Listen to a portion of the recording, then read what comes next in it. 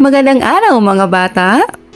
Sa aralin na ito ay matututuhan mong makilala ang mga sariling pagkilos ng may paggalang sa Diyos at mauunawaan na ito ay nagdudulot ng pagkakaroon ng mabuting asal. Pagmamahal. Ito ay damdamin ng isang tao na magmamalasakit, mag-alaga, at hanapin ang kabutihan at kaligayahan ng iba bilang mahalaga para sa sariling kasiyahan. Pagkilala. Ito ay pagtukoy sa isang bagay, gawain na dati nang nakita, narinig o nalalaman. Ito rin ay ang pagsang-ayon na ang isang bagay ay may bisa o karapat-dapat na suriin o pag-aralan. Gawin natin. Suriin ang mga larawan at piliin ang nagpapakita sa sariling pagkilos ng may paggalang sa Diyos.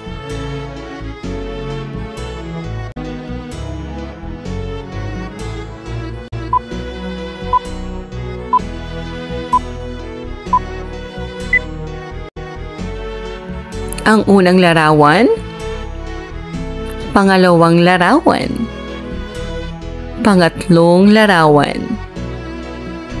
pang-apat na larawan, at panghuling larawan.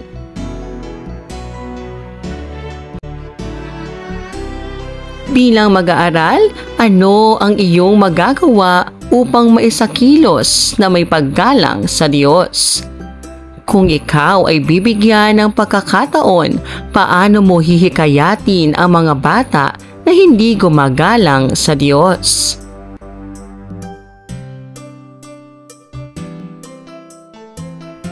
Gawin natin.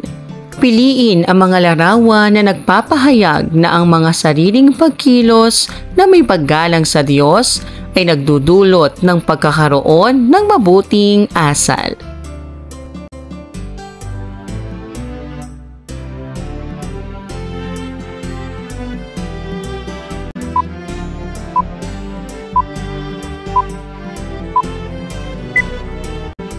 Unang larawan, pangalawang larawan,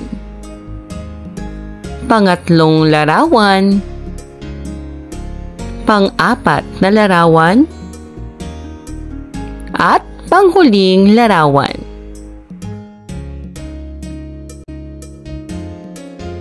Gawin natin.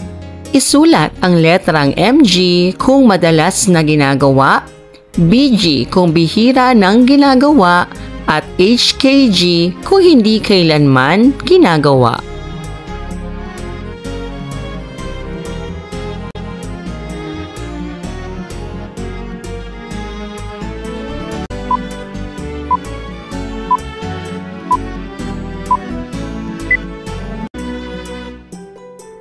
Maraming salamat po sa inyong panonood at pakikinig.